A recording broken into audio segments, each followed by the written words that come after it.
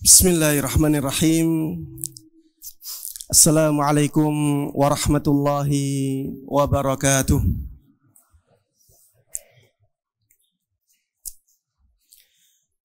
Innal hamdalillah nahmaduhu wa nasta'inuhu wa nastaghfiruh wa na'udzu billahi min shururi anfusina wa min sayyiati a'malina. May yahdihillahu fala mudilla lahu wa may yudlil fala hadiya lahu. Wa asyhadu an la ilaha illallah wahdahu la syarika lahu. Wa asyhadu anna Muhammadan abduhu wa rasuluh. Ya ayyuhalladzina amanu ittaqullaha haqqa tuqatih wa la tamutunna illa wa antum muslimun. Ya ayyuhan nas ittaqu rabbakum alladzi khalaqakum min nafsin wahidah wa khalaqa minha zawjaha wa batha minhuma rijalan katsiran wa nisaa'a wattaqullaha alladzi tasaaluna bihi wal arham innallaha kana 'alaikum raqiba. Ya ayyuhalladzina amanu ittaqullaha wa qulu qawlan sadida yuslih lakum a'malakum wa yaghfir lakum dhunubakum wa man yuti'illaha wa rasulahu faqad faza fawzan 'azima. Amma ba'd, fa inna asdaqal hadithi kitabullah wa khairal huda huda Muhammadin sallallahu alaihi wasallam wa syarral umuri muhdatsatuha fa inna kulla muhdatsatin bid'ah wa kulla bid'atin dhalalah wa kulla dhalalatin finnar. Para jemaah sekalian, kaum muslimin dan kaum muslimat, hadirin dan hadirat, ikhwati wa akhwati fillah, a'azzanallahu wa iyyakum.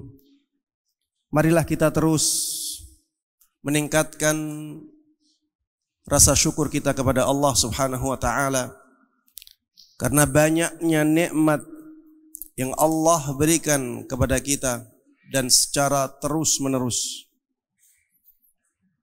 Syukur ini akan menjadikan nikmat-nikmat Allah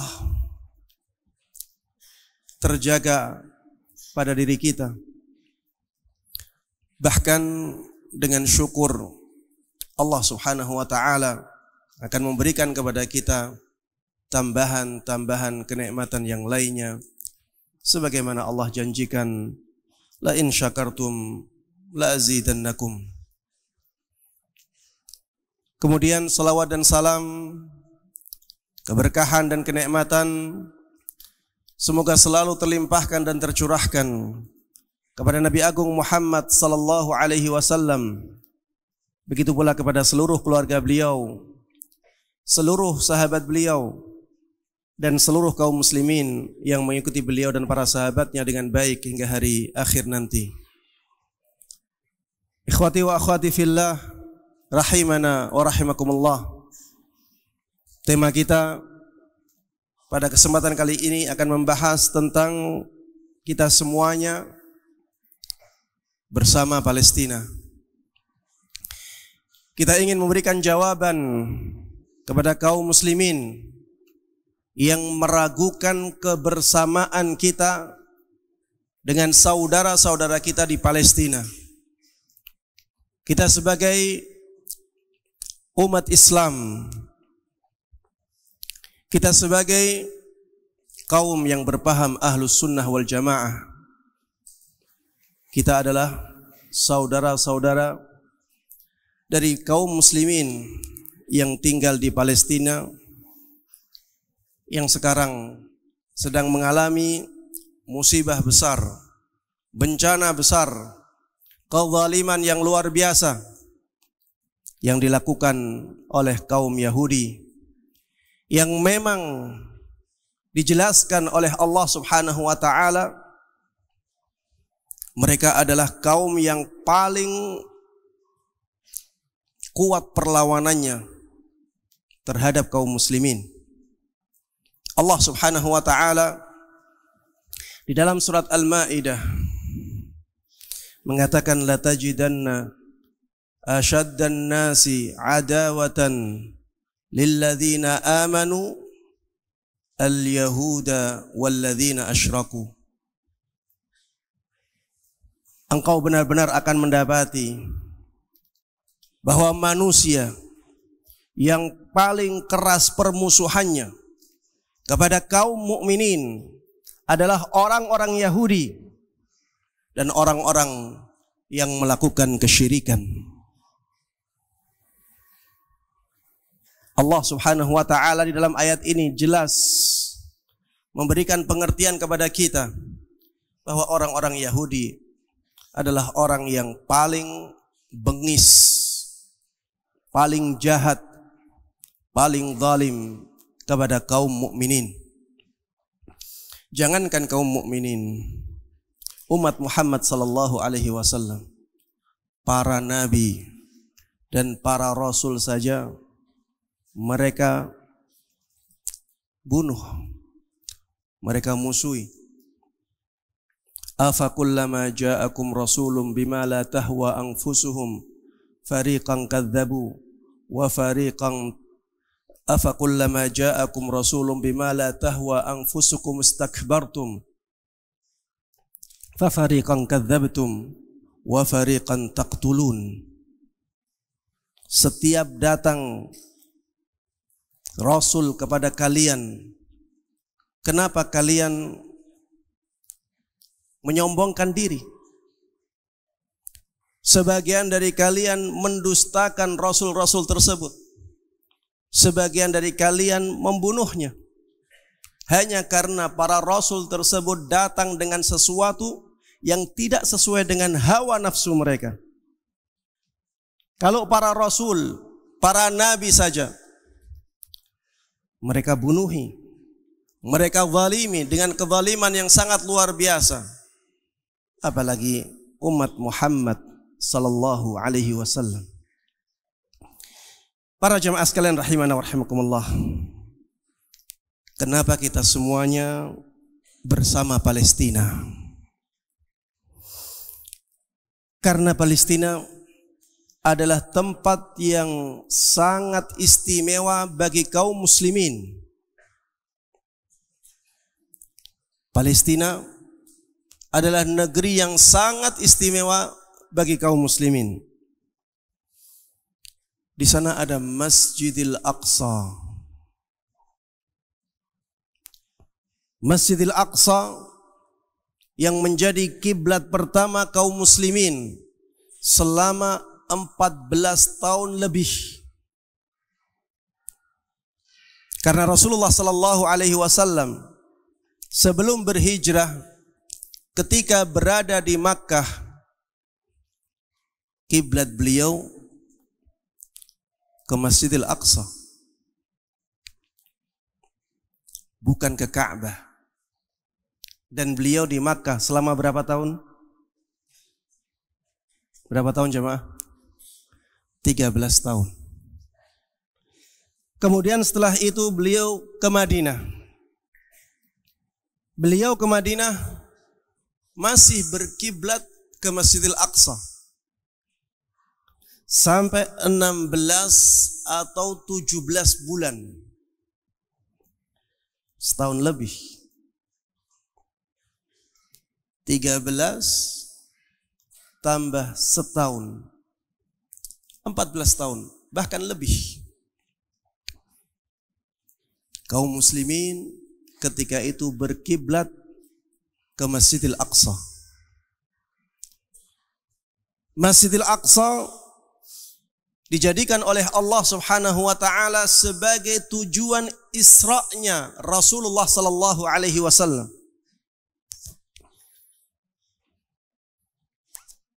Allah Subhanahu wa taala berfirman, Subhanalladzi asra bi'abdihi lailan minal masjidil haram ilal masjidil aqsa. Maha suci Allah Subhanahu wa taala yang mengisrakan hambanya pada suatu malam dari Masjidil Haram ke Masjidil Aqsa. Masjidil Aqsa adalah tempat di mana Rasulullah sallallahu alaihi wasallam pernah mengimami para nabi. Jadi ini peristiwa ketika Rasulullah sallallahu alaihi wasallam Isra dan Mi'raj.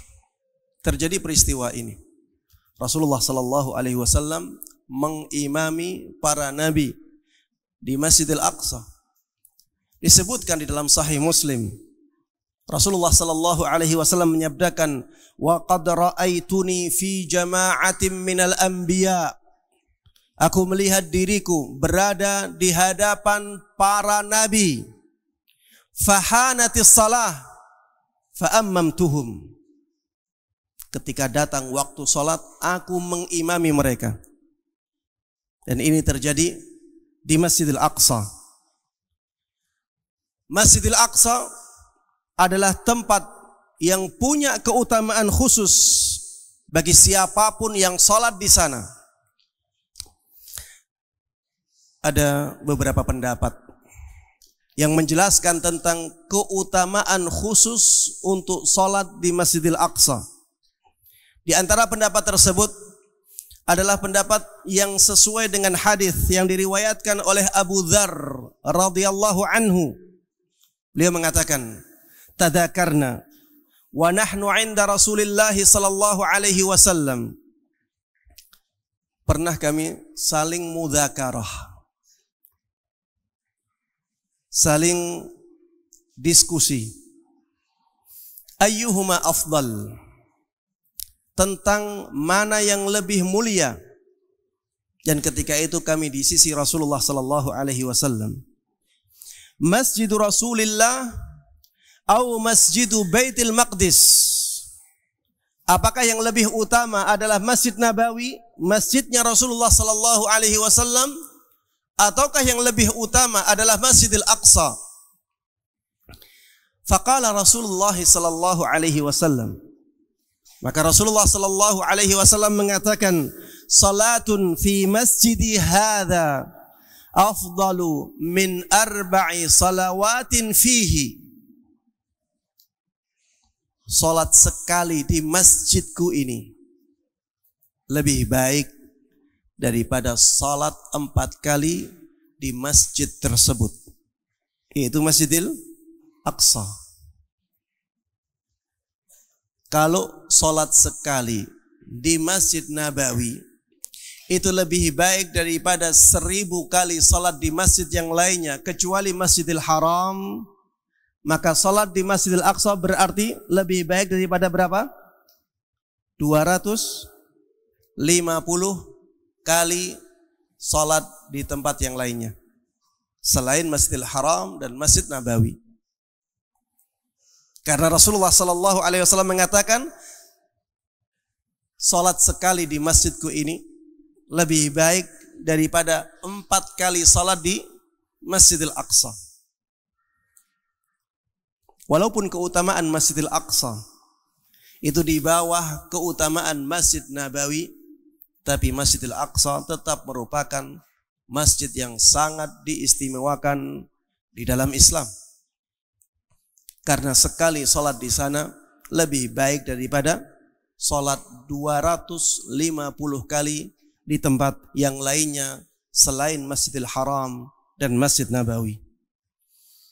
Jamaah sekalian rahimana rahimakumullah, Masjidil Aqsa punya keistimewaan khusus bagi orang yang melakukan perjalanan ke sana. Rasulullah sallallahu alaihi wasallam dalam hadisnya menyebutkan, la tashuddur rihal illa ila 3 masajid. Janganlah kalian melakukan perjalanan kecuali kepada 3 masjid. Masjidi hada wal Masjidil Haram wal Masjidil Aqsa. Ke masjidku ini, kemudian ke Masjidil Haram, kemudian ke Masjidil Aqsa. Hanya untuk mengadakan perjalanan saja ada keutamaannya.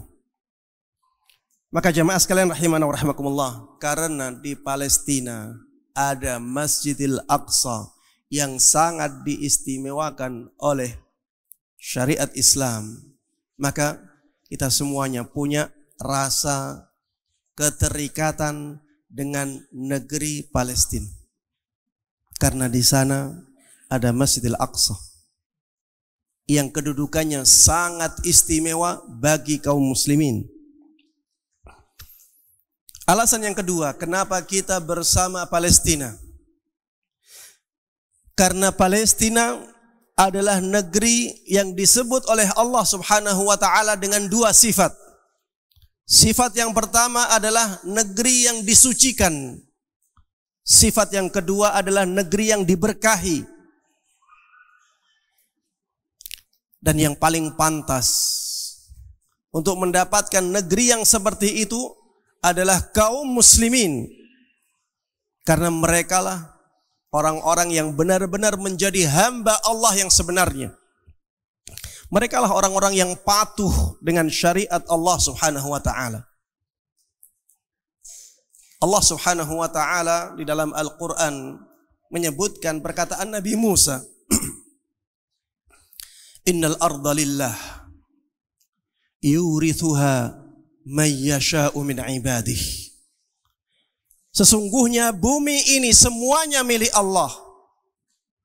Dan Allah akan memberikan bumi ini kepada siapapun dari hambanya yang Allah kehendaki. Dan hamba-hamba Allah yang paling pantas untuk mendapatkan negeri yang disebut dengan negeri yang suci dan negeri yang berkah adalah kaum muslimin.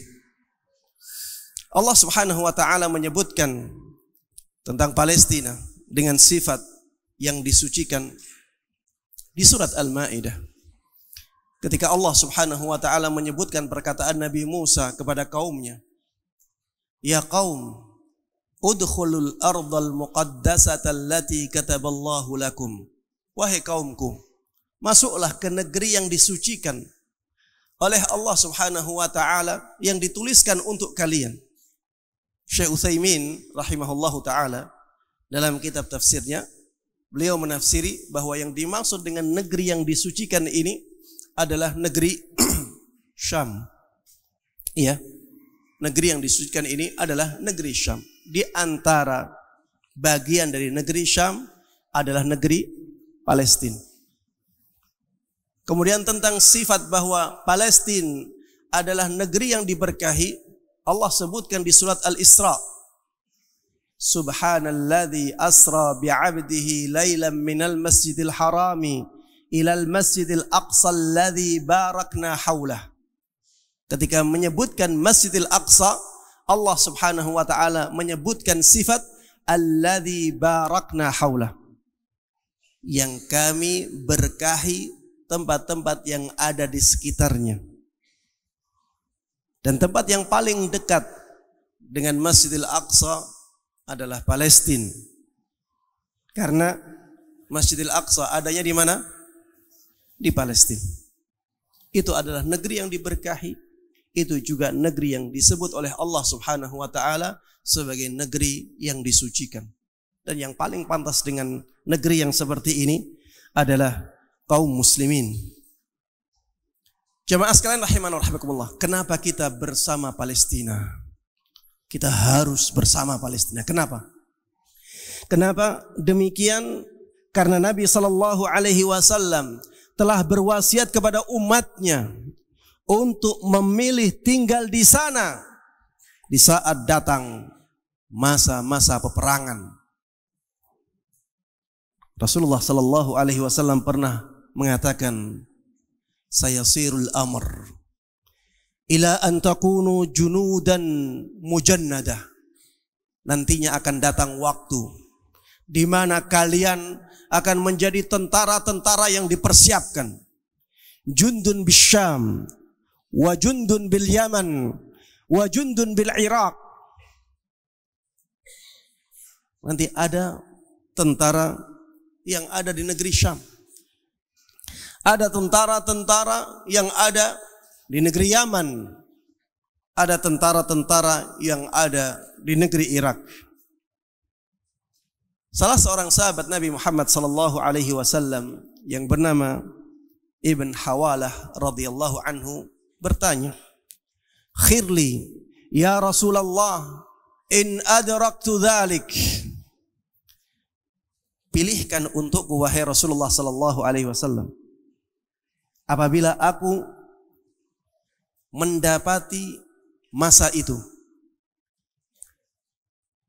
Maka Rasulullah sallallahu alaihi wasallam mengatakan, "Alaika bisyam." Hendaklah engkau memilih negeri Syam. Hendaklah engkau memilih negeri Syam. Dan di antara bagian dari negeri Syam adalah negeri Palestina. Ini wasiat dari Nabi kita Muhammad sallallahu alaihi wasallam agar ketika terjadi peperangan-peperangan yang banyak di akhir zaman nanti agar kita memilih untuk berperang di negeri Syam. Para jamaah sekalian rahiman rahimakumullah, ini menunjukkan bahwa negeri Palestina itu negeri yang diistimewakan oleh syariat kita. Makanya kita harus bersama saudara-saudara kita yang ada di Palestina. Kenapa kita semuanya bersama Palestina? Karena negeri itu adalah negeri kaum muslimin. Negeri itu adalah negeri kaum muslimin sejak dikuasai oleh Khalifah atau Amirul Mukminin Umar ibn al-Khattab radhiyallahu anhu hingga zaman kita, sebelum orang-orang Yahudi berusaha merebut negeri itu dari tangan-tangan kaum muslimin. Bahkan negeri Palestina adalah negeri para ulama. Banyak ulama-ulama Islam yang dilahirkan di sana. Ada seorang tabi'in yang bernama Raja ibn Haywah. Ada Imam Syafi'i. Siapa yang tidak kenal Imam Syafi'i? Imam kita, Ahlus Sunnah wal Jamaah, dilahirkan di Gaza, di Palestina. Ada Imam At-Tabrani, seorang ulama hadis yang sangat terkenal, punya kitab-kitab hadis yang sangat banyak dan tebal-tebal. Beliau juga dilahirkan di negeri Palestina. Ada ulama Abdul Ghani Al-Maqdisi, ulama besar dalam bidang hadis. Beliau juga dilahirkan di sana. Ada Ibnu Qudamah, Ibnu Abdul Hadi, Ibnu Muflih, ada Ibnu Hajar Al-Asqalani Al-Hafidh, ada Al-Mardawi, ada Al-Hajjawi, ada As-Safarini, dan juga ulama-ulama yang lain. Banyak sekali dari ulama-ulama kita kaum muslimin dilahirkan di negeri Palestina. Maka itu negeri kaum muslimin. Kita harus bersama saudara-saudara kita yang sedang dizalimi di negeri tersebut. Jamaah sekalian rahiman wa rahimakumullah. Kenapa kita harus bersama saudara-saudara kita di Palestina? Karena mereka saat ini adalah saudara-saudara kita yang sedang dizalimi oleh musuh-musuh Islam. Dan kaum mukminin adalah kaum yang bersaudara. Allah Subhanahu wa taala mengatakan, "Innamal mu'minuna ikhwah." Sesungguhnya kaum mukminin adalah kaum yang bersaudara. Rasulullah sallallahu alaihi wasallam mengatakan, "Al-muslimu akhul muslim." Seorang muslim adalah saudara bagi muslim yang lain.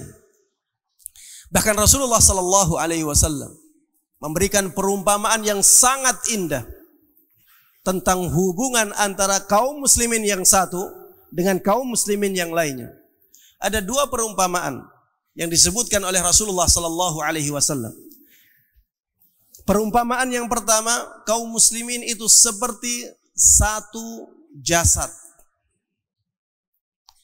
Rasulullah sallallahu alaihi wasallam mengatakan, "Mathalul mu'minin fi tawaddihim wa tarahumihim wa ta'atufihim mathalul jasad." Perumpamaan kaum mukminin dalam kasih sayang mereka, dalam keterikatan perasaan di antara mereka, itu seperti satu jasad. Seperti satu jasad. Idza ishtaka minhu udwun, apabila ada satu bagian dari jasad tersebut yang mengeluh karena sakit, tada'a lahu sairul jasadi bis-sahari wal humma, maka bagian-bagian tubuh yang lainnya juga merasakan sakitnya, sampai-sampai dia tidak bisa tidur malam dan badan tersebut menjadi panas. Yang sakit giginya, tapi orangnya menjadi tidak bisa tidur, matanya jadi tidak bisa tidur, badannya menjadi panas. Yang sakit lambungnya, bagian-bagian yang lain juga merasakan sakitnya. Yang sakit kakinya, badannya yang lain menjadi panas, dan seterusnya. Seperti itulah harusnya kaum muslimin, harusnya kaum mukminin. Ketika ada di antara saudara mereka yang dizalimi oleh musuhnya, maka harusnya kaum muslimin yang lainnya juga merasakan penderitaan mereka. Harusnya kaum muslimin yang lainnya ada usaha untuk membantunya. Ada usaha untuk menguatkan mereka. Ada usaha untuk melemahkan musuh-musuhnya. Harusnya seperti itu. Karena kaum muslimin itu seperti satu jasad. Perumpamaan yang kedua yang disebutkan oleh Nabi kita Muhammad sallallahu alaihi wasallam tentang kaum mukminin adalah perumpamaan rumah atau bangunan. Rasulullah sallallahu alaihi wasallam pernah menyabdakan, "Innal mu'mina lil mu'mini kal bunyan." Sesungguhnya seorang mukmin yang satu terhadap mukmin yang lainnya itu seperti sebuah bangunan. Yashuddu ba'duhu ba'da. Bangunan tersebut saling menguatkan antara bagian yang satu dengan bagian yang lainnya. Wa syabbaka asabi'ah. Dan Rasulullah sallallahu alaihi wasallam menyilangkan jari jemarinya. Seperti inilah seharusnya kaum mukminin saling menguatkan, seperti antara jari-jari ini yang saling menguatkan. Seperti bangunan ini saling menguatkan antara satu bagian dengan bagian yang lain. Kaum mukminin di zaman ini harusnya demikian. Ketika ada saudara-saudara kita di Palestina dizalimi oleh kaum Yahudi, maka harusnya kita ada sumbangsih untuk membantu mereka. Ada sumbangsih untuk membela mereka. Ada sumbangsih untuk menolong mereka, menguatkan mereka, dan melemahkan musuh-musuhnya. Jamaah sekalian rahimana rahimakumullah. Kita semuanya bersama Palestina. Lalu apa yang bisa kita perbuat? Apa yang bisa kita lakukan untuk saudara-saudara kita di Palestina? Jamaah sekalian rahimana rahimakumullah, menyikapi apa yang terjadi di Palestina saat ini, jangan sampai kita hanya bermodal semangat, tapi tanpa berdasarkan ilmu. Kita harus punya semangat untuk membantu mereka, tapi cara membantu mereka kita harus dasari dengan ilmu agama. Sehingga kita bisa benar-benar tepat dalam mengambil langkah untuk membantu saudara-saudara kita kaum muslimin di negeri Palestina. Taib, apa yang bisa kita lakukan untuk mereka? Yang pertama, para jamaah sekalian rahimana wa rahimakumullah, kita bisa bantu mereka dengan doa. Kita bisa bantu mereka dengan doa.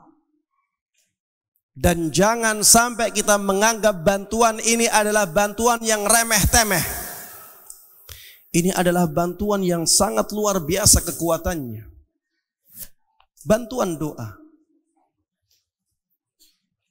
Baik doa tersebut, doa di qunut nazilah, di dalam salat-salat kita, ataupun di luar salat-salat kita. Baik doa tersebut kita tampakkan kepada saudara-saudara kita kaum muslimin, ataupun kita sembunyikan. Para jamaah sekalian rahimana wa rahimakumullah, pengaruh doa itu sangat kuat terhadap perjalanan hidup manusia. Pengaruh doa itu sangat kuat terhadap nasib kaum muslimin di zaman ini. Rasulullah sallallahu alaihi wasallam sampai mengatakan di dalam hadisnya, la yaruddul qada illa du'a. Tidak ada yang bisa menolak takdir Allah kecuali doa. Walaupun yang dimaksud dengan takdir ini adalah takdir yang ada di catatan malaikat, tapi ini menunjukkan bahwa doa punya kekuatan yang sangat luar biasa dalam mengubah nasib seseorang dan dalam mengubah nasib kaum muslimin. Makanya para jamaah sekalian rahimana wa rahimakumullah, semangatlah untuk mendoakan saudara-saudara kita kaum muslimin di negeri Palestina. Doakan agar Allah Subhanahu wa taala menguatkan mereka. Doakan agar Allah Subhanahu wa taala memenangkan mereka melawan musuh-musuhnya. Doakan agar Allah Subhanahu wa taala menjadikan mereka sabar dalam perjuangan mereka melawan musuh kaum muslimin.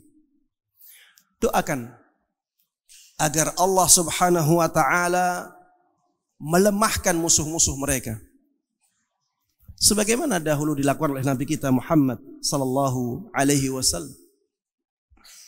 Doakan agar orang-orang Yahudi yang menyerang kaum muslimin ditimpakan azab kepada mereka. Lihat doa-doa Rasulullah sallallahu alaihi wasallam untuk kaum muslimin di qunut nazilahnya beliau. Beliau pernah berdoa untuk kaum muslimin yang lemah di kota Makkah dengan doa Allahumma anjil Walid ibn al-Walid, Allahumma najji Salamah ibn Hisham, Allahumma najji Ayyash ibn Abi Rabi'ah, Allahumma najjil mustad'afina minal mu'minin. Ini doa agar Allah Subhanahu wa taala menyelamatkan kaum muslimin. Bahkan beliau menyebutkan nama orang per orangnya. Ada Walid ibn al-Walid, ada Salamah ibn Hisham, ada Ayyash ibn Abi Rabi'ah. Allah menyelamatkan mereka. Ya, Rasulullah sallallahu alaihi wasallam berdoa kepada Allah agar Allah menyelamatkan mereka, orang-orang tertentu ini. Kemudian Rasulullah sallallahu alaihi wasallam berdoa secara umum, ya Allah, selamatkan kaum mukminin yang lemah yang ada di kota Makkah saat itu. Ketika Rasulullah sallallahu alaihi wasallam berdoa untuk keburukan qabailil Arab, keburukan kabilah-kabilah Arab karena permusuhan mereka yang sangat luar biasa kepada kaum mukminin, Rasulullah sallallahu alaihi wasallam dalam doa qunut nazilahnya mengatakan, Allahumma shdud wat'ataka ala Mudar, Allahumma ja'alha 'alaihim sinin kasini Yusuf. Ya Allah, keraskan azab-Mu kepada kabilah Mudar. Timpakan azab-Mu dengan azab yang sangat keras kepada kabilah Mudar. Ya Allah, jadikan azab tersebut berupa kekeringan, seperti kekeringan yang terjadi di zamannya Nabi Yusuf. Ini doa keburukan. Doa keburukan kepada musuh kaum muslimin. Makanya ya, doa untuk kebaikan kaum muslimin di Palestina itu bisa berupa doa kebaikan untuk kaum muslimin di sana. Bisa juga berupa doa keburukan kepada musuh-musuh kaum muslimin di sana. Dan kalau bisa doa kita lengkapkan. Isinya dua-duanya. Rasulullah sallallahu alaihi wasallam pernah juga berdoa dengan doa laknat. Ini juga boleh ya. Kita berdoa agar Allah Subhanahu wa taala melaknat orang-orang Yahudi.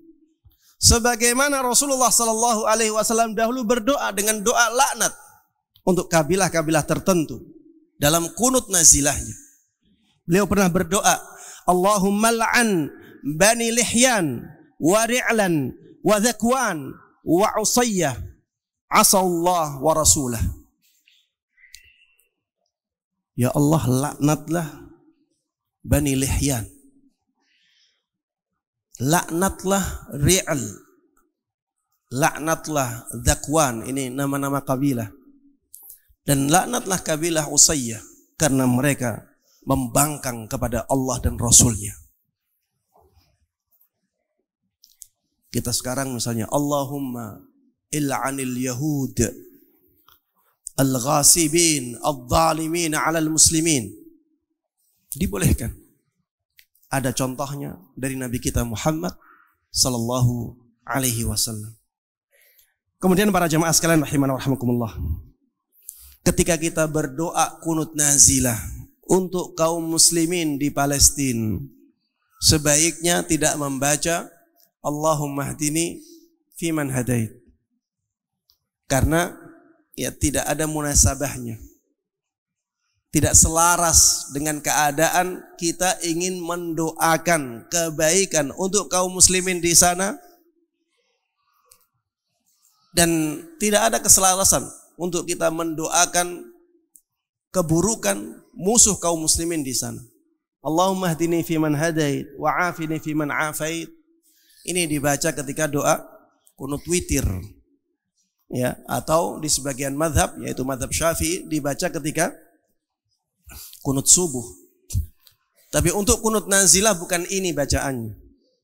Untuk qunut nazilah kita membaca doa-doa yang ada keselarasannya dengan keadaan kaum muslimin, dengan musibahnya kaum muslimin. Kalau musibah kaum muslimin saat ini adalah dizalimi oleh orang-orang Yahudi, diserang oleh mereka, maka doa yang pantas adalah misalnya, mudah-mudahan Allah Subhanahu wa taala menolong mereka. Allahumma unsur ikhwanana al-muslimina fi Palestina. Ya Allah, tolonglah saudara-saudara kita kaum muslimin di negeri Palestina. Allahumma ashdud wata'ataka 'alal yahudil ghasibin. Ya Allah, keraskan azab-Mu, timpakan azab-Mu dengan azab yang keras kepada kaum Yahudi, kepada kaum Yahudi yang menzalimi kaum muslimin. Intinya kita berdoa dengan doa-doa yang ada keselarasannya dengan musibah yang menimpa kaum muslimin. Adapun Allahumma hdini fiman hadait, ya, ini doa tentang meminta hidayah kepada Allah Subhanahu wa taala, dan ini tidak ada keselarasannya dengan kebutuhan kaum muslimin dengan doa-doa kita dalam qunut nazilah. Taib. Kemudian yang ingin Anda sampaikan lagi, mendoakan kaum muslimin jangan hanya di kunut nazilah. Doakan kaum muslimin di negeri Palestina di sujud-sujud kita. Karena di antara doa yang mustajab adalah doa seorang muslim untuk saudaranya ketika disembunyikan. Maka berdoalah di sujud-sujud kita untuk saudara-saudara kita kaum muslimin di Palestina. Insya Allah doa tersebut diaminkan oleh malaikat. Amin walaka bimithal. Diaminkan oleh malaikat, dan doa yang diaminkan oleh malaikat termasuk di antara doa yang mustajab. Taib. Ini yang pertama yang bisa kita lakukan untuk membantu kaum muslimin di negeri Palestina adalah berdoa kepada Allah Subhanahu wa taala untuk saudara-saudara kita di sana sebanyak-banyaknya, dan berdoa agar Allah Subhanahu wa taala melemahkan, menghancurkan, membinasakan musuh-musuh mereka. Baik. Yang kedua, yang bisa kita lakukan untuk saudara-saudara kita di Palestina adalah memberikan bantuan donasi, memberikan bantuan material, memberikan bantuan harta sesuai dengan kemampuan kita masing-masing. Dan saya mendengar informasi bahwa Al-Furqan menggalang donasi untuk saudara-saudara kita di Palestina. Maka ini kesempatan para jemaah sekalian rahimana wa rahimakumullah. Ini jalan yang dibuka oleh Allah Subhanahu wa taala agar kita punya kesempatan untuk membantu saudara-saudara kita di Palestina. Jemaah sekalian rahimana wa rahimakumullah. Coba bayangkan bila keadaan saudara-saudara kita di Palestina itu menimpa kita. Coba bayangkan bila tiba-tiba rumah kita dibom dan rumah tersebut hancur. Bersama hancurnya rumah tersebut, orang tua kita meninggal, saudara-saudara kita meninggal, ada yang patah tulangnya, ada yang sakit parah. Bayangkan apabila keadaan kita seperti saudara-saudara kita di Palestina. Apa yang kita harapkan dari saudara-saudara kita kaum muslimin di tempat lain? Kita sangat mengharapkan saudara-saudara kita di tempat lain membantu kita. Maka lakukan hal yang sama untuk saudara-saudara kita di Palestina. Kata Rasulullah sallallahu alaihi wasallam, la yu'minu ahadukum hatta yuhibba li akhihi ma yuhibbu li nafsihi. Tidak beriman salah seorang dari kalian sampai dia mencintai kebaikan untuk saudaranya sebagaimana dia mencintai kebaikan untuk dirinya.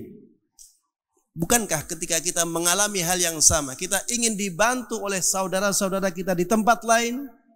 Jawabannya iya. Apabila demikian, maka semangatlah untuk membantu saudara-saudara kita di sana. Jamaah sekalian rahimana wa rahimakumullah. Ketika kita punya semangat untuk berdonasi, jangan gegabah. Jangan asal-asalan. Pilih lembaga-lembaga yang terpercaya. Kenapa demikian? Karena bisa jadi kalau kita berdonasi kepada lembaga yang tidak terpercaya, malah diselewengkan, disalurkan ke tempat yang tidak kita harapkan.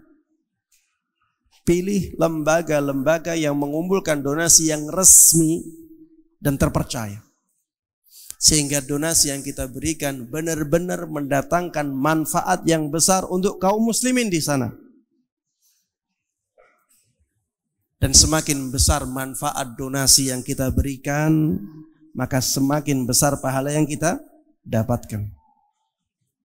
semakin besar manfaat donasi yang kita berikan kepada saudara-saudara kita di sana, maka semakin besar pahala yang akan kita dapatkan.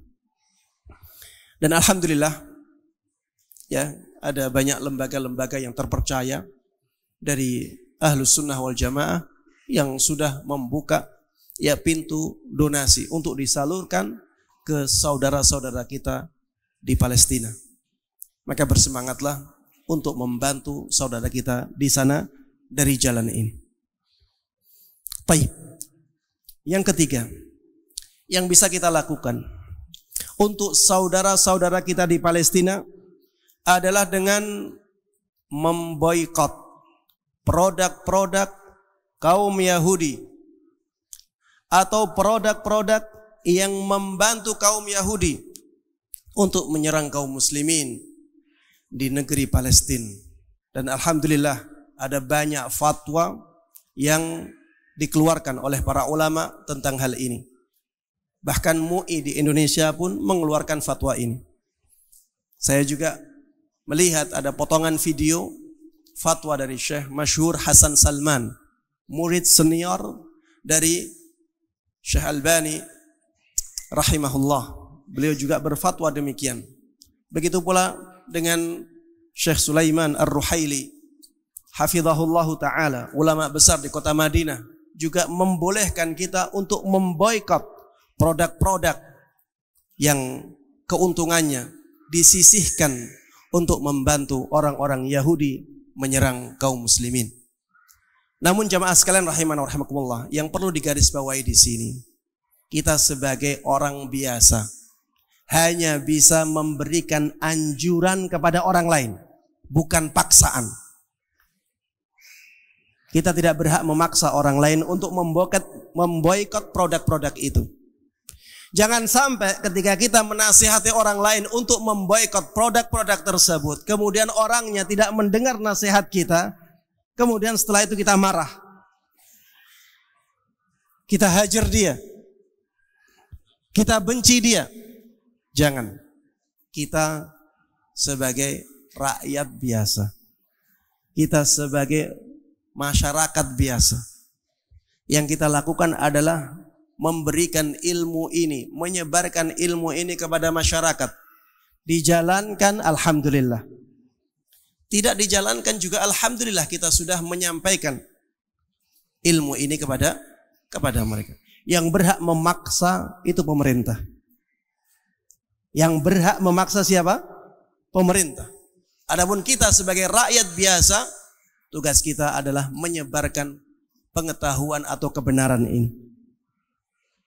Para jamaah sekalian rahimana wa rahimakumullah, orang-orang atau musuh-musuh Islam di zaman kita ini lebih takut kepada perang ekonomi, lebih takut kepada perang ekonomi daripada perang senjata. Perang senjata, mereka senjatanya lebih canggih, senjatanya lebih banyak, senjatanya lebih kuat. Tapi senjata itu kalau tidak ditopang oleh ekonomi, maka akan habis. Dan mereka, musuh-musuh Islam itu sangat mencintai dunia. Sangat mencintai dunia. Maka mereka sangat takut apabila mereka rugi dalam bisnisnya. Maka ini menunjukkannya pentingnya kita memboikot produk-produk yang keuntungannya disisihkan untuk membantu orang-orang Yahudi memerangi kaum muslimin. Harusnya kita punya tenggang rasa, punya rasa ingin membela saudara-saudara kita di sana, walaupun dengan menjauhi produk-produk orang-orang yang memusuhi Islam. Alhamdulillah masih banyak pilihan produk-produk yang lain. Jauhi produk-produk yang punya afiliasi dengan kelompok-kelompok yang membantai kaum muslimin di negeri Palestina. Kemudian yang keempat, keempatnya. Yang keempat yang bisa kita lakukan untuk saudara kita kaum muslimin di Palestina adalah meramaikan media-media sosial dengan pesan-pesan yang bisa memberikan maslahat yang besar bagi kaum muslimin di sana. Ramaikan media sosial dengan pesan-pesan tentang Palestina. Tapi hati-hati para jamaah, jangan menyebarkan hoax, jangan menyebarkan kedustaan. Sebarkan berita-berita yang benar-benar valid, yang dengan berita-berita tersebut kaum muslimin di negeri Palestina mendapatkan pembelaan dari masyarakat dunia. Kalau ada yang bisa misalnya berbahasa Inggris, ramaikan media sosial berbahasa Inggris, karena jangkauannya lebih luas, karena itu bahasa dunia saat ini. Dengan kekuatan media sosial, kaum muslimin bisa mendesak kepada masyarakat dunia untuk paling tidak meringankan beban saudara-saudara kaum muslimin di sana. Contoh pesan yang bermanfaat bagi kaum muslimin di negeri Palestina, seperti pesan yang menggugah semangat masyarakat agar membantu saudara kita di sana. Pesan-pesan yang menggugah masyarakat dunia agar mereka membantu saudara-saudara kita kaum muslimin di sana. Misalnya ya, kalau masyarakat dunia mereka menjunjung tinggi hak asasi manusia misalnya, kita gunakan bahasa hak asasi manusia, bahwa kaum Yahudi ini benar-benar melanggar hak asasi manusia. Harusnya ini segera dihentikan dan harusnya mereka dihukum. Kita ramaikan media-media sosial dengan pesan-pesan yang seperti ini, karena ini sangat besar maslahatnya bagi saudara-saudara kita kaum muslimin di Palestina. Contohnya lagi, kita sebarkan di media-media sosial tentang buruknya sifat kaum Yahudi, keburukan-keburukan kaum Yahudi yang Allah sebutkan di dalam Al-Quran, kita sebarkan. Agar apa? Agar masyarakat dunia ini semakin benci kepada mereka. Dan memang harusnya mereka dibenci. Subhanallah ya, di dalam Al-Quran para jamaah, tidak ada kaum yang lebih banyak disebutkan keburukannya melebihi mereka. Kita dengan sangat mudah mengumpulkan sifat-sifat buruk kaum Yahudi yang Allah sebutkan di dalam Al-Quran lebih dari 20. Dengan sangat mudah.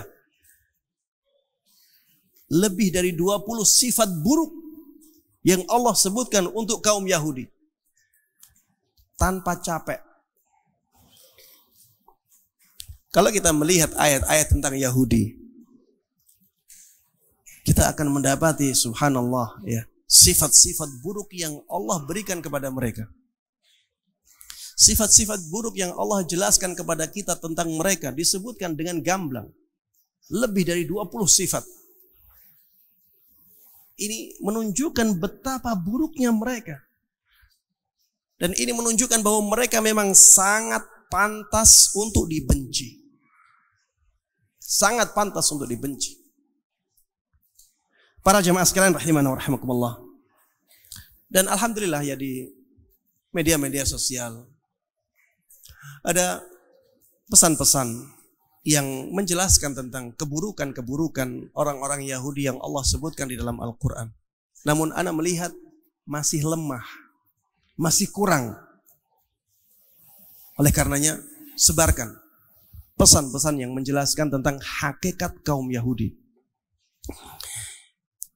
Contoh lagi, di antara pesan yang bisa kita sebarkan di media sosial untuk membantu kaum muslimin di negeri Palestina adalah pesan-pesan yang mengingatkan kaum muslimin betapa pentingnya negara Palestina bagi kaum muslimin.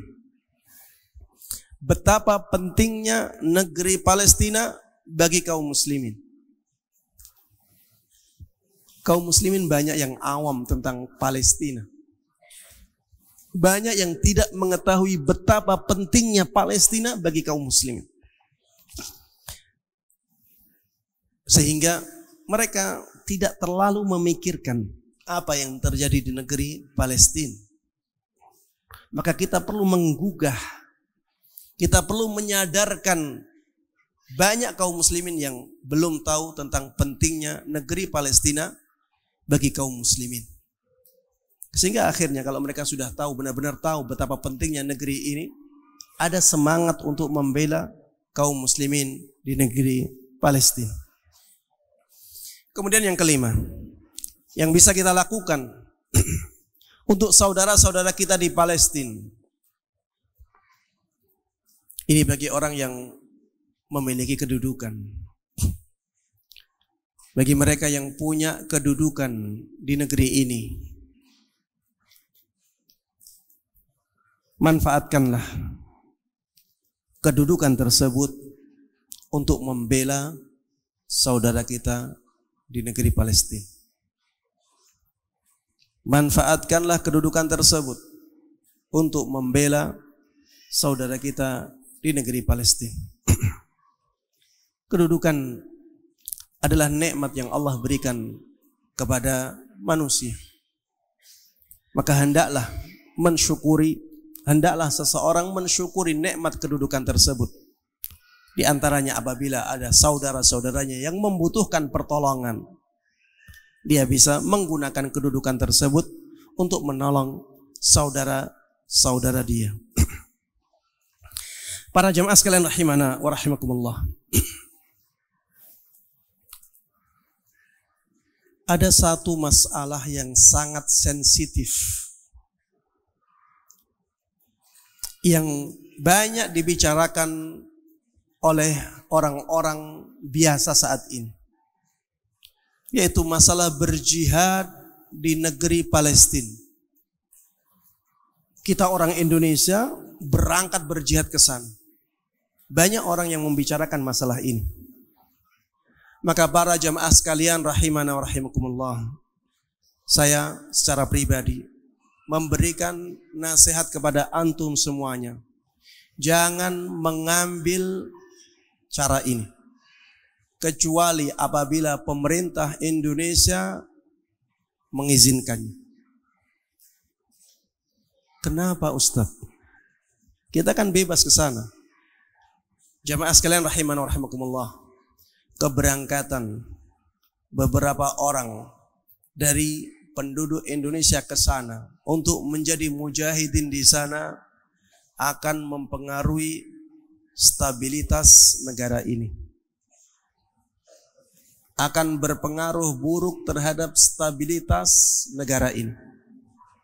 Maka jangan pilih pilihan ini. Jangan ambil pilihan ini.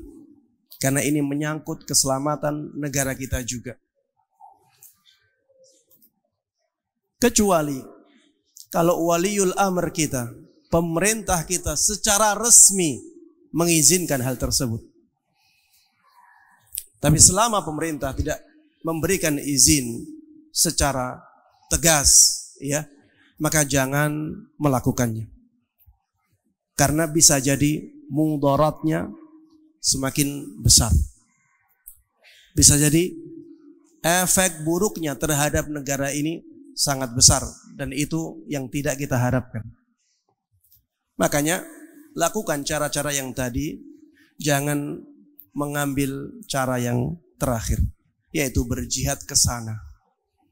Inilah yang saya katakan tadi, jangan hanya bermodal semangat. Jangan hanya bermodal semangat untuk membantu saudara-saudara kita di Palestina. Gunakan ilmu, bantu mereka berdasarkan ilmu agama yang sampai kepada kita. Kalau kita hanya bermodal semangat, maka bisa jadi langkah yang kita harapkan kebaikannya malah mendatangkan mudarat yang sangat besar bagi kita sebagai kaum muslimin. Para jamaah sekalian rahimana wa rahimakumullah. Ada pertanyaan yang sangat penting untuk mengingatkan kita agar kita bisa memenangkan peperangan melawan musuh-musuh kita, yaitu pertanyaan bagaimana agar kita bisa memenangkan perang melawan musuh Islam. Pertanyaan ini akan mengingatkan kita kepada sebab-sebab kekuatan kaum muslimin. Karena waktunya sudah sempit, ya saya singkat saja. Allah Subhanahu wa ta'ala telah menjelaskan sebab-sebab kemenangan kaum muslimin di dalam surat Al-Anfal. Surat yang menjelaskan tentang ghanimah, tentang harta rampasan perang. Di dalam surat tersebut Allah sebutkan 7 perkara yang bisa menjadikan kaum muslimin sangat kuat, dan siapapun yang melawannya akan dikalahkan oleh kaum muslimin. Sifat yang pertama adalah iman yang kuat. Innamal mu'minuna alladzina idza dzukirallah wajilat qulubuhum wa idza tuliyat alaihim ayatuhu zadatuhum imana wa ala rabbihim yatawakkalun alladzina yuqimuna as-salah wa yu'tuna az-zakah wa mimma razaqnahum yunfiqun ulaika humul mu'minuna haqqan. Orang yang imannya kuat, dia akan menjadi kuat jiwa raganya, dan dia akan kuat di peperangannya. Maka kuatkan keimanan ketika kita ingin mengalahkan musuh-musuh kita. Yang kedua yang Allah sebutkan di dalam surat Al-Anfal, yang menjadi sebab kekuatan kaum muslimin melawan musuh-musuhnya adalah berdoa kepada Allah Subhanahu wa ta'ala. Idz tastaghithuna rabbakum fastajaba lakum anni mumiddukum bi alfin minal malaikati murdifin wa ma ja'alahu Allahu illa bushra lakum wa ma ja'alahu Allahu illa bushra walitatma'inna bihi qulubukum wa man nasru illa min indillah innallaha azizun hakim. Di dalam ayat ini Allah Subhanahu wa ta'ala menjelaskan tentang bagaimana orang-orang atau kaum muslimin bersama nabinya benar-benar beristighatsah, bermunajat kepada Allah Subhanahu wa ta'ala agar Allah memberikan bantuan kepada mereka di perang Badar.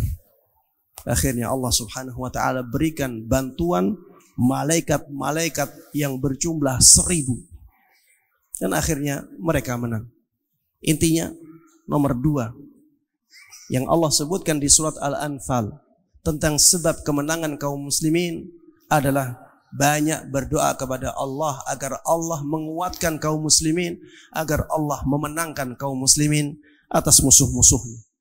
Sebab yang ketiga yang Allah sebutkan di dalam surat ini agar kaum muslimin bisa benar-benar mengalahkan musuh-musuhnya adalah bersabar. Bersabar dalam perjuangan mereka mengalahkan musuh-musuhnya. Bersabar dalam berjihad fi sabilillah. Ya ayyuhan nabi harridil mu'minina 'alal qital iyyakum minkum 'ishruna sabirun yaghlibu mi'atain wa iyyakum minkum mi'atun yaghlibu alfan minal ladzina kafaru bi annahum la yafqahun al-ana khaffafa Allahu 'ankum wa 'alima anna fikum dha'fa fa iyyakum minkum mi'atun sabirah yaghlibu mi'atain wa iyyakum minkum alfun yaghlibu alfain biiznillah wallahu ma'as sabirin. Kaum mukminin yang bersabar, apabila jumlah mereka 100, mereka bisa mengalahkan musuhnya yang berjumlah 200. Tapi syaratnya sabar. Syaratnya sabar. Kalau jumlah mereka 1000 dan mereka sabar, mereka bisa mengalahkan 2000 musuh. Wallahu ma'as sabirin. Dan Allah selalu bersama orang-orang yang bersabar. Orang yang dibersamai oleh Allah, maka akan sulit untuk dikalahkan. Inilah sebab kekuatan kaum muslimin yang ketiga. Yang keempat, yang Allah sebutkan di dalam surat Al-Anfal, yang menjadikan kaum muslimin kuat adalah mempersiapkan kekuatan sebelum berperang. Dan ini yang kurang atau bahkan tidak dilakukan oleh saudara-saudara kita di Palestina. Tidak ada persiapan kekuatan. Bahkan kalau kita ditanya kenapa orang-orang Yahudi menyerang Palestina di zaman ini, yang hari-hari ini sedang berlangsung, kenapa? Karena serangan dari Hamas. Itu serangan yang salah. Kita katakan salah. Siapapun Hamas itu, tapi serangan itu jelas serangan yang salah. Kenapa? Karena mereka tidak memperhitungkan kekuatan musuh. Mereka belum mempersiapkan senjata, belum mempersiapkan kekuatan. Kalaupun mereka mempersiapkan kekuatan hanya sedikit sekali, tidak ada apa-apanya apabila dibandingkan dengan kekuatan Israel, kekuatan negara Yahudi tersebut. Maka ini langkah yang salah. Kita sudah tidak membahas masalah ini lagi. Masalah kesalahan langkah pertama. Kita adakan kajian ini karena sekarang saudara-saudara kita yang tidak bersalah pun menjadi korban. Itulah yang menjadikan kita punya semangat membela kaum muslimin di Palestina. Kalau kita ditanya, langkah pertama yang dilakukan oleh Hamas, ini langkah yang salah, benar-benar salah fatal. Allah Subhanahu wa taala ketika Nabi kita Muhammad sallallahu alaihi wasallam di Makkah, apakah memerintahkan untuk menyerang kaum musyrikin? Apakah Allah memerintahkan Nabi kita Muhammad sallallahu alaihi wasallam untuk menyerang kaum musyrikin ketika beliau masih berada di fase dakwah Makkah? Apa jawabannya? Tidak. Nabi diusir dari Masjidil Haram. Nabi terima saja. Akhirnya beliau berdakwah di rumahnya Al-Arqam, Ibn Arqam. Bukan menyerang. Nabi Muhammad sallallahu alaihi wasallam dikuatkan oleh Jibril, dikuatkan oleh Mikail. Bisakah, mampukah Allah Subhanahu wa taala membela Nabi kita Muhammad sallallahu alaihi wasallam ketika di Makkah untuk mengalahkan kaum musyrikin? Mampu tidak? Mampu, dan sangat mampu, sangat berkuasa. Tapi Allah Subhanahu wa taala tidak memerintahkan Nabi kita Muhammad sallallahu alaihi wasallam untuk menyerang kaum muslimin ketika masih lemah. Kewajiban kita kaum muslimin saat ini adalah mempersiapkan kekuatan. Allah sebutkan di dalam surat Al-Anfal, wa a'iddu lahum mastata'tum min quwwah wa min ribatil khaili turhibuna bihi aduwallahi wa aduwakum wa akharina min dunihim la ta'lamunahum Allahu ya'lamuhum. Harusnya kaum muslimin benar-benar mempersiapkan kekuatan mereka semampu mereka untuk melawan musuh-musuh mereka atau mengalahkan musuh-musuh mereka. Yang kelima, yang menjadi sebab kekuatan kaum muslimin yang Allah sebutkan di dalam surat Al-Anfal, yang harusnya kita usahakan dengan sebaik-baiknya dan sekuat-kuatnya adalah persatuan. Kaum muslimin harus bersatu. Tanpa persatuan, bahkan dengan perpecahan, kaum muslimin akan menjadi sangat lemah sekali. Saya sungguh heran dengan kenyataan sebagian dari kaum muslimin yang mempertanyakan tentang bolehnya membantu kaum muslimin di Palestina saat ini. Ada orang-orang yang mempertanyakan, apa boleh Ustadz kita membantu mereka? Subhanallah, gimana? Apakah ada kemungkinan mengatakan tidak boleh? Mereka saudara kita yang dizalimi, gimana tidak boleh kita bantu? Ada yang bertanya lagi, Ustadz, bagaimana hukum memboikot produk Yahudi untuk membela saudara kita di Palestina? Subhanallah. Kenapa kita tidak bisa meninggalkan produk-produk mereka? Kenapa tidak bisa? Kenapa tidak boleh? Tujuannya untuk membela kaum muslimin di sana. Kita tidak punya hak untuk memaksa orang lain, tapi kita secara pribadi kita bisa. Siapa yang melarang ini? Siapa ulama yang melarang seperti ini? Yang dilarang oleh para ulama adalah memaksakan kehendak itu kepada orang lain. Itu yang tidak boleh. Kita sebagai rakyat biasa tidak boleh kita memaksa orang lain untuk memboikot produk-produk orang-orang yang membantu kezaliman kaum Yahudi di sana. Tidak boleh kita memaksakan itu. Tapi kita melakukannya secara pribadi, tidak ada yang melarangnya. Bahkan itu adalah usaha kita untuk membantu saudara-saudara kita di sana. Ini perang ekonomi yang sangat ditakuti oleh orang-orang yang sangat cinta kepada dunia tersebut. Para jemaah sekalian rahimana wa rahimakumullah. Di dalam surat Al-Anfal Allah menyinggung tentang persatuan. Allah katakan wa ati'ullaha wa ati'ullaha wa rasulahu wa la tanaza'u fatafshalu wa tadhhaba rihukum wasbiru innallaha ma'as sabirin. Di ayat ini Allah Subhanahu wa taala melarang kaum muslimin untuk berpecah belah. Memerintahkan kaum muslimin untuk bersatu dalam ketaatan kepada Allah dan Rasul-Nya. Kenapa Allah memerintahkan untuk bersatu dan melarang untuk berpecah belah? Allah sebutkan alasannya. Fatafshalu wa tadhhaba rihukum. Hal itu akan menjadikan kalian gagal. Hal itu akan menjadikan kalian lemah. Maka bersatulah wahai kaum muslimin. Bersatulah wahai kaum muslimin dan bersabarlah dalam persatuan itu. Bersatulah untuk membantu kaum muslimin di sana dengan bantuan-bantuan yang kita mampu. Kemudian yang keenam yang Allah sebutkan di dalam surat Al-Anfal, dan ini menjadi sebab kekuatan kaum muslimin dalam melawan musuh-musuh mereka, adalah sabat dan zikir kepada Allah Subhanahu wa taala. Sabat itu teguh. Sabat itu tegar. Sabat itu bertahan untuk terus melawan musuh. Sabat itu tidak mundur, tidak melarikan diri. Allah sebutkan di dalam surat Al-Anfal, ya ayyuhalladzina amanu idza laqitum fi'atan fasbutu. Wahai orang-orang yang beriman, apabila kalian menemui musuh-musuh kalian, fasbutu, tegarlah, teguhlah.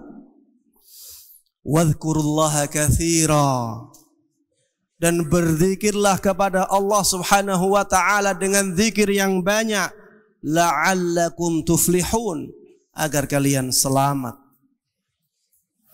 agar kalian bisa menang.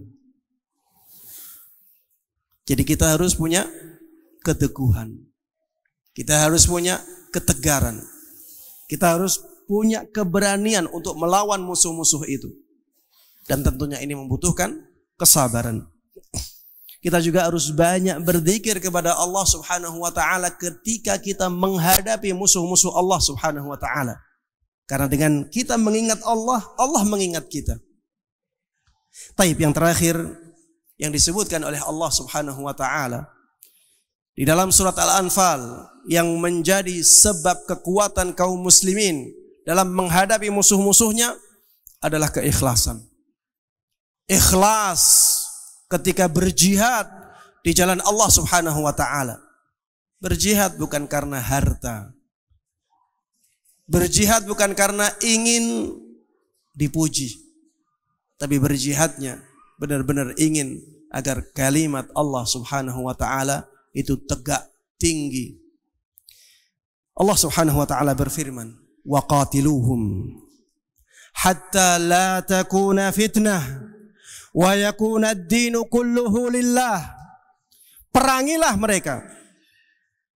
Perangilah mereka musuh-musuh kalian sehingga tidak ada lagi fitnah.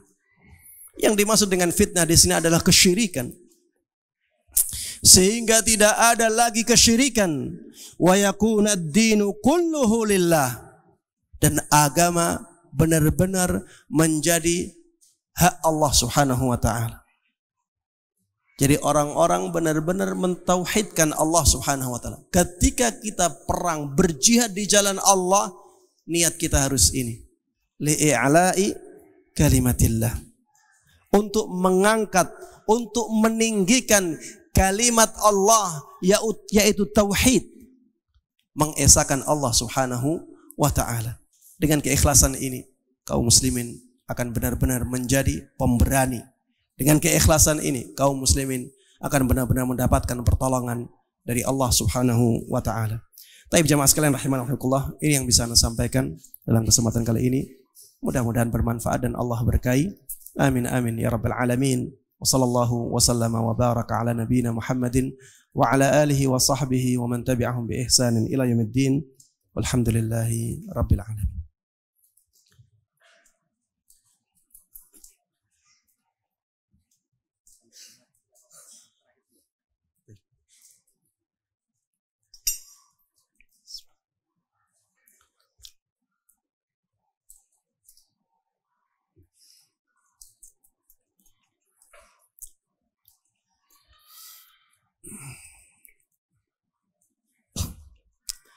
Taib. Ada pertanyaan. Assalamualaikum Ustaz. Waalaikumsalam warahmatullahi wabarakatuh. Semoga Allah Ta'ala selalu menjaga antum. Saya ingin bertanya, siapa itu Hamas dan kelompok-kelompok lain yang berada di Palestina? Apakah mereka dibentuk sendiri oleh warga Palestina? Jemaah sekalian rahimana wa rahimakumullah.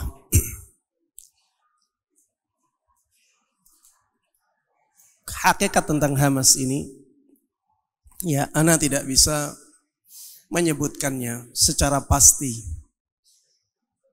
Saya tidak bisa menyebutkannya secara pasti. Kenapa? Karena beritanya simpang siur. Beritanya simpang siur. Ada yang mengatakan mereka adalah bentukan dari orang-orang Syiah. Ada yang mengatakan mereka itu teman Yahudi sendiri.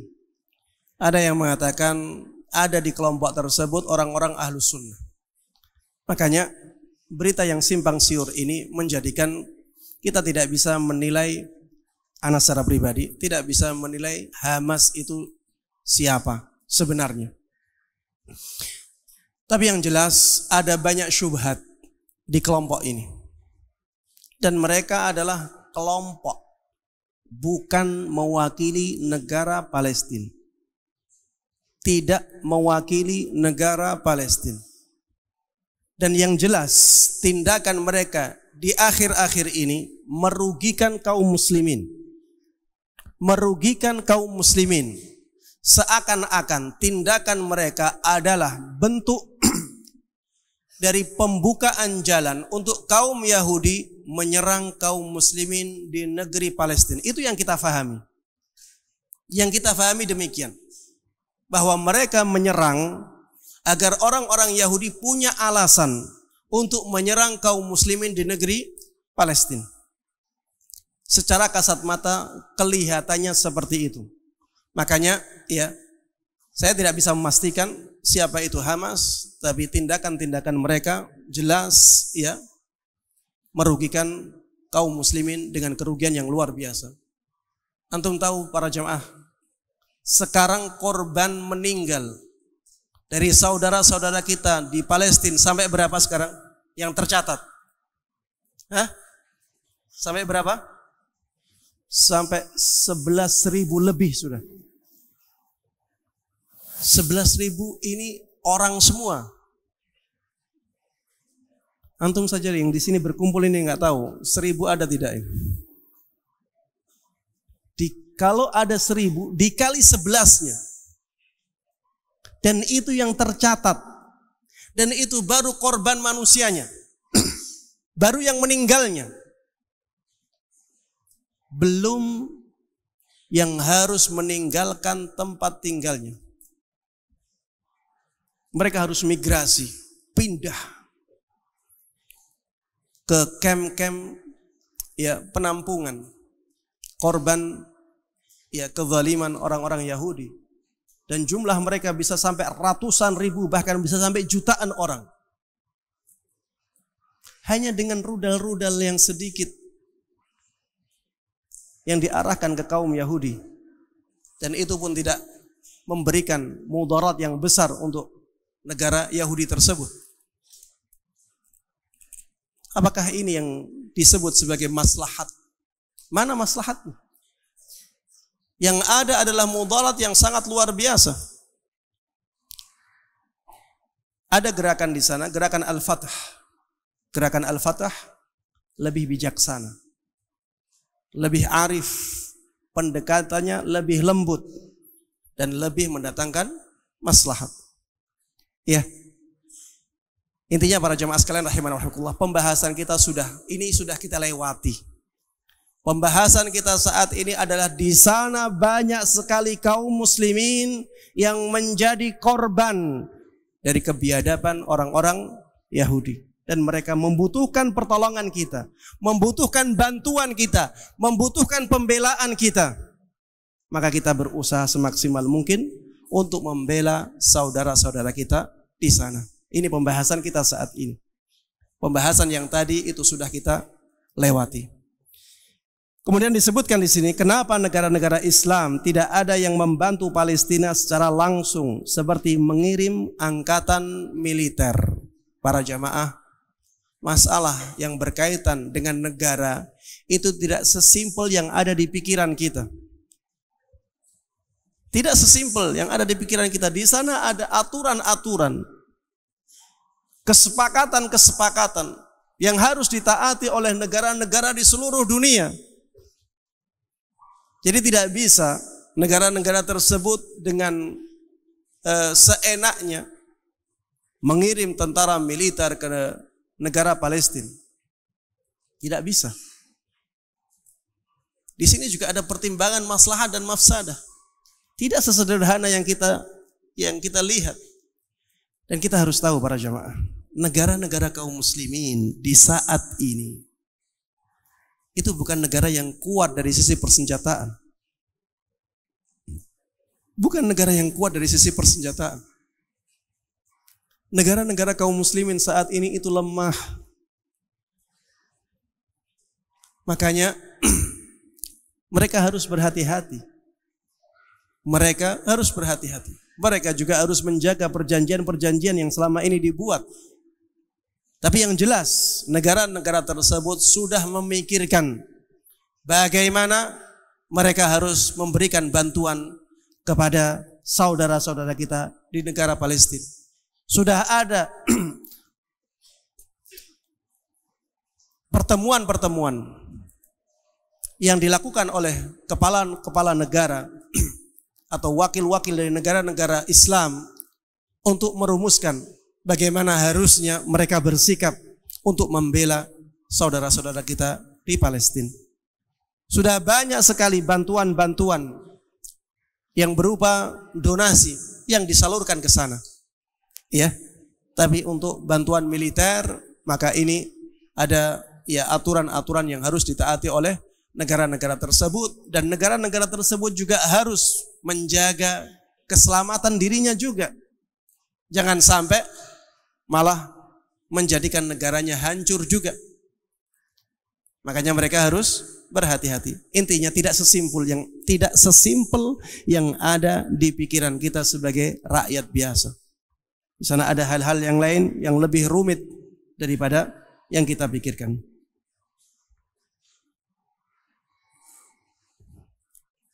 Taib, ini ada pertanyaan tentang pribadi saya, sebaiknya tidak saya bacakan. Taib, ada pertanyaan lain? Taib, kita cukupkan sampai di sini ya pembahasan kita. Mudah-mudahan apa yang kita bahas pada kesempatan kali ini bermanfaat untuk kita semuanya. Mudah-mudahan Allah berkahi ilmu kita. Mudah-mudahan Allah Subhanahu wa taala memberikan taufiknya kepada kita semuanya untuk bisa mengamalkan dan menyebarkan semua ilmu agama yang sampai kepada kita dengan baik dan mudah. Dan kita berdoa dengan nama-nama Allah yang maha baik dan sifat-sifat Allah yang maha tinggi. Semoga Allah Subhanahu wa taala memberikan kemenangan kepada saudara-saudara kita di negeri Palestina. Mudah-mudahan Allah Subhanahu wa taala memberikan bantuan kepada saudara-saudara kita di Palestina untuk melawan musuh-musuhnya. Semoga Allah Subhanahu wa taala dengan keagungannya, dengan kekuatannya mengalahkan, membinasakan, mengadab orang-orang Yahudi yang menzalimi hamba-hambanya yang mukminin. Mudah-mudahan Allah Subhanahu wa taala benar-benar menampakkan kepada kita keajaiban dari kekuasaannya dalam melemahkan orang-orang Yahudi yang menzalimi saudara-saudara kita di Palestina. Amin amin ya rabbal alamin. Ya Allah, laknatlah orang-orang Yahudi. Allahumma la'anil yahud al-ghasibin al-zalimina 'alal muslimin. Allahumma ashdud wat'ataka 'alaihim. Allahumma ashdud wat'ataka 'alaihim. Allahumma ashdud wat'ataka 'alaihim. Allahumma ansuril muslimina fi Palestin. Allahumma ansuril muslimina fi Palestin. Allahumma ansuril muslimina fi Palestin. Ya dzal jalali wal ikram, ya qawiyyu, ya matinu, ya qadir. Wa sallallahu wa sallama wa baraka ala nabiyyina Muhammadin wa ala alihi wa sahbihi wa man tabi'ahum bi ihsanin ila yaumiddin. Wa subhanakallahumma wa bihamdik asyhadu an la ilaha illa anta astaghfiruka wa atubu ilaik. Assalamualaikum warahmatullahi wabarakatuh.